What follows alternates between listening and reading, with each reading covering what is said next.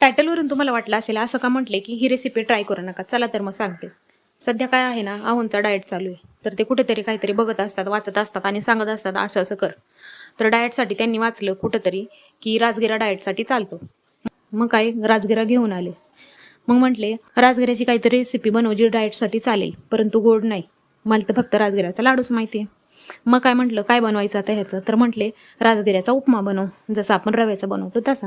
ठीक आहे. मग म्हटलं एक कांदा टोमॅटो चांगला बारीक चिरून घेतला, हिरवी मिरची चिरून घेतली, कोथिंबीर चिरून घेतली, कढीपत्ता घेतला, कढई ठेवली, कढईमध्ये तेल टाकलं, त्यामध्ये जिरी मोहरी हिरवी मिरची कढीपत्ता कांदा चांगला परतून घेतला.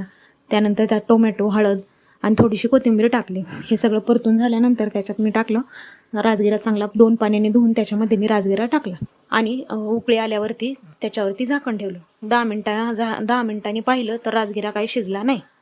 मग काय हे सगळं मिश्रण मी ओतलं कुकरमध्ये. मग कुकरच्या 5 शिट्ट्या केल्या तेव्हा कुठं ही अशा प्रकारे राजगिऱ्याचा उपमा तयार झाला.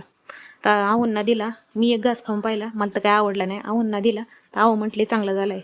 तर मी म्हटलं मला काय आवडलं नाही. तर म्हटले जे जिभेला आवडतं ते डाएटला चालत नाही.